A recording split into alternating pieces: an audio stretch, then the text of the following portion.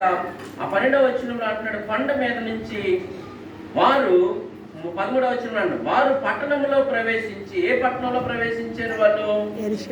అక్కడి నుంచి వచ్చారు. ఇంకా ఒలివల కొండ కాడి నుంచి యేసుప్రభు వెళ్ళిపోవడం తోటి వీళ్ళు వచ్చేసారు. ఇంకా వచ్చేసి ఎక్కడికి వచ్చారు వీళ్ళు? యెరూషలేము పట్టణంలోకి వచ్చారు. ఎక్కడికి వచ్చారు? ఎందుకు వచ్చారు?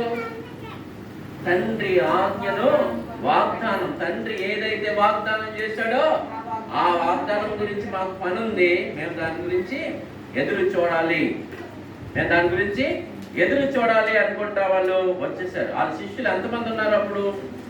120 మంది. అంటే ఏ లెక్కలో మనం వాళ్ళు కౌంట్ చేస్తాం? ఈ 12 మంది శిష్యులు కాకుండా, ఈ 11 మంది కాకుండా 120 మంది. అంటే మొత్తం 120 మంది ఉన్నారని నాకు లెక్క. 120 మంది ఆ మేడగదిలో కూర్చొని అడగక ప్రార్థన చేశారు. 70 మంది శిష్యులను ఆల్రెడీ ముందు యేసుప్రభు చేసుకున్నారు. తర్వాత అక్కడ స్త్రీలు ఉన్నారు, తర్వాత అక్కడ సహోదరులు ఉన్నారు. సహోదరులు అంటే యేసుక్రీస్తు పుట్టిన తర్వాత యేసేపుకి మరి మళ్ళా పుట్టిన వాళ్ళు ఉన్నారు. యేసుప్రభు ఒక్కడే కాదు వాళ్ళు పుట్టింది. యేసుప్రభు అయితే కన్య మరియమ్మకే పుట్టాడు. వివాహం అయిన తర్వాత మరియకు యేసేపుకి మళ్ళా పిల్లలు పుట్టారు. వాళ్ళందరూ కూడా యేసుప్రభు బతికున్నంత కాలం ఆయన్ని దగ్గరికి రాలేదు. ఆయన్ని పైకి వచ్చి ఏమన్నారంటే, ఈయన పిచ్చోడు అన్నారు. ఆ సహోదరులు అందరూ ఏమన్నారు? ఈయన పిచ్చోడు అన్నారు. ఇప్పుడు ఈయన తిరిగి చనిపోయి తిరిగి లేచిన తర్వాత వీళ్ళందరూ కూడా మళ్ళా ఆ గుంపులో కూడారు. 120 మంది గుంపులో వాళ్ళు కూడా ఉన్నారు. అప్పుడు విశ్వసించారు. ఏంటి ఈయన ఇలాగ అయ్యాడు అనేసి, నిజమే కదా అని అప్పుడు నమ్మకాలు మొదలయ్యాయి. అక్కడ రాశారు చూడండి, 14వ వచనంలో కూడా మీకు అక్కడ కనబడుతుంది. వీరందరూ వీరితో కూడా కొందరు స్త్రీలను యేసు తల్లి అయిన మరియ, ఇంకా యేసు తల్లి గురించి మరియ అన్న ఇక్కడ మాట ఈ బైబిల్లో ఇదే లాస్ట్ సారి. ఇంకెక్కడ కూడా మిగతా వాటి దగ్గర యేసు మరియ తల్లి ఇదే, మరియమ్మ గురించి ఇంకెక్కడ కూడా రాయడు. ఇదే లాస్ట్ వర్డ్ ఈ బైబిల్లో ఇక్కడ రాయడు.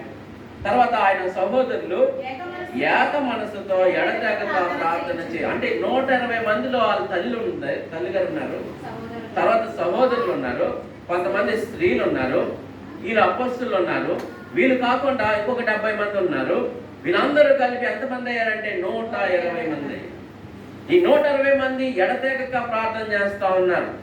దేనికోసం ప్రార్థన చేస్తున్నారంటే, ఇంకొక 10 రోజుల్లో ఈయన వెళ్ళిపోయాడు కదా. ఈయన ఎక్కడికి వెళ్ళిపోయాడు? ఇప్పుడు ఈయన వెళ్ళిపోయాడు, ఆరోహణం అయిపోయాడు. ఈయన వెళ్ళిన తర్వాత అన్నాడు, ఎప్పుడు అన్నది వీళ్ళకి తెలియదు. మనం అంటే ఇప్పుడు మనం చదివేస్తాం, తెలిసిపోయింది కాబట్టి మనం ముందుగా చెప్పేస్తున్నాం. కాకపోతే వాళ్ళకి ఎవరికి తెలియదు ఆ విషయం. వాళ్ళు దానికోసం ఏం చేస్తారంటే ఎడతెగక ప్రార్థన చేస్తూ ఉన్నారు.